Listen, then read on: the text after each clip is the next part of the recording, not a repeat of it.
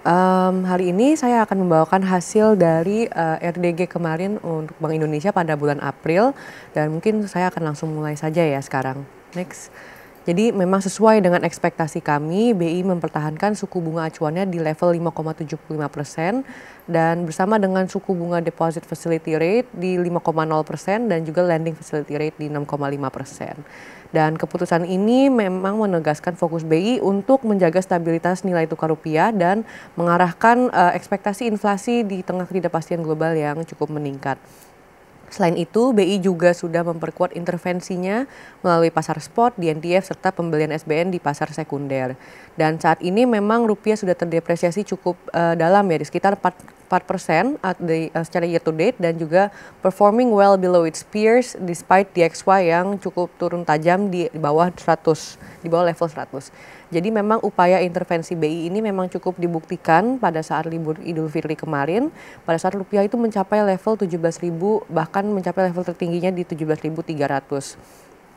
Dan memang setelah mencapai level tersebut, BI sudah melakukan beberapa measures yaitu melakukan RDG di luar jadwal normalnya yaitu di tanggal 7 April.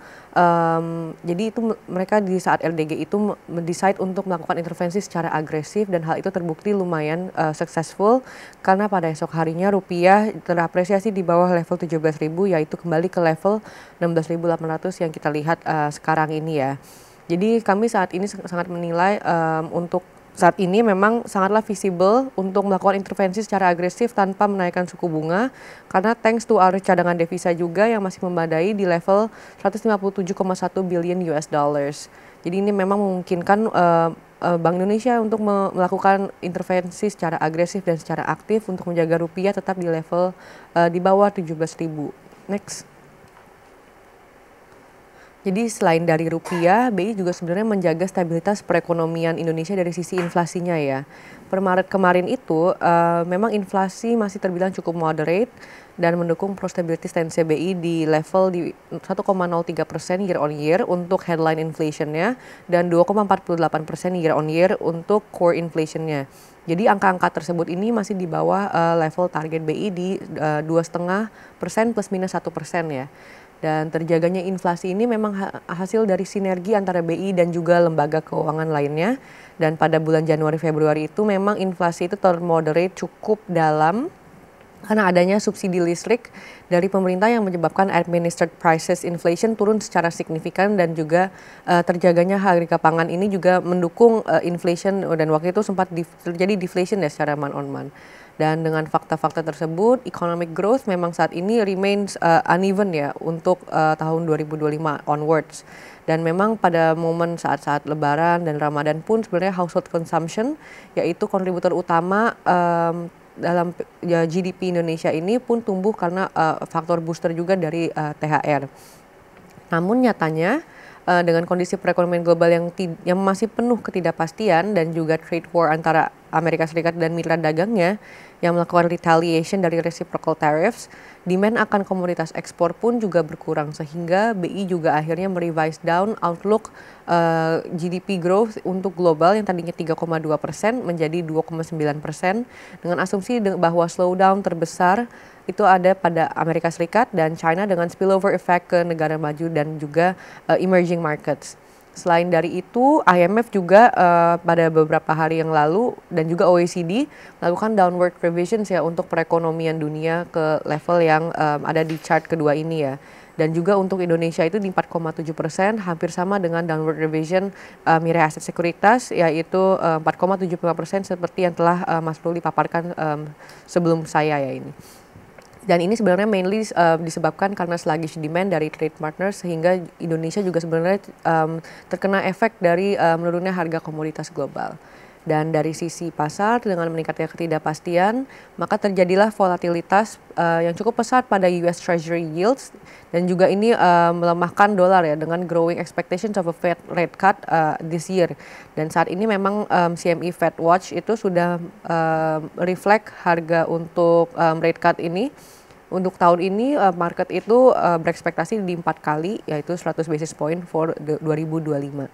Dan hal tersebut sebenarnya membentuk risk of sentiment juga dari emerging markets ke safe haven aset seperti emas dan juga sovereign bonds, terutama di Eropa dan di Jepang. Dan as a result, saat ini kami dalam near term ini expect Indonesia akan merasakan efeknya terutama pada pelemahan rupiah dan weakening external demand, sehingga ruang untuk memangkas suku bunga ini cukup tinggi ya.